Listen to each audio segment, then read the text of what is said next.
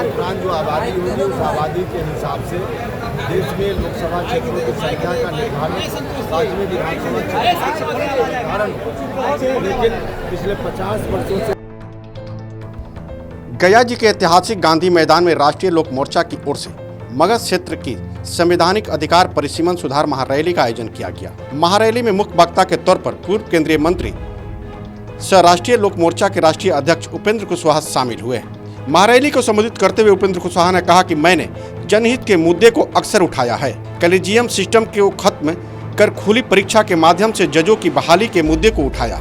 उन्होंने कहा कि राज्य में लोकसभा और विधानसभा सीटों की संख्या आबादी के अनुसार निर्धारण करना परिसीमन का मूल उद्देश्य है। वर्तमान व्यवस्था की वजह से बिहार सहित उत्तर भारत के लगभग सभी राज्यों को लोकसभा सीटों के मामले में बहुत नुकसान हो रहा है। जब कभी भी इस देश में आबादी के आधार पर परिसीमन की बात होती है, तब तक दक्षिण के राज्यों का इसका खुलकर विरोध करने लगते हैं लोग। वह जनसंख्या को नियंत्रण करने की बात का विरोध करते हैं। उन्होंने जनता से अपील करते हुए कहा कि इस लड़ाई में हमारा साथ दें। वहीं प्रतिपक्ष नेता तेजस्वी यादव द्वारा यह कथन कि हिंदुस्तान किसी के बाप के नहीं है के द्वारा पत्रकारों से पूछे गए सवाल पर उन्होंने कहा कि आलोचना किसी के सोच से नहीं की जा सकती है, लेकिन शब्दों की मर्यादा रखना जरूरी है। उन्होंने शब्दों की मर्यादा रखनी चाहिए थी, यही बात उन्हें कहना चाहिए था। हिंदुस्तान सबका है। उन्होंने कहा कि इस तरह की भाषा से पूरी तरह अपमानजनक है।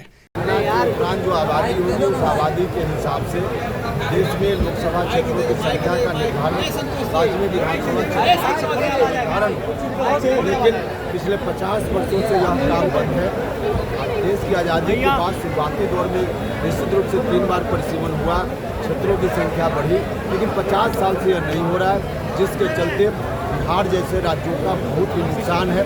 दक्षिण के कुछ राज्य हैं, 21 लाख लोग मिलकर वहाँ एक MP भेजते हैं औसतन, और हम लोग के यहाँ औसतन 31 लाख लोग मिलकर एक प्रतिनिधि भेजते हैं लोकसभा में। यह संविधान ऐसा नहीं कहता है, लेकिन संविधान में संशोधन करके आपातकाल के समय में ऐसी व्यवस्था कर दी गई, एक समय सीमा बना दी गई। समय सीमा अब 2026 में समाप्त होने वाली है।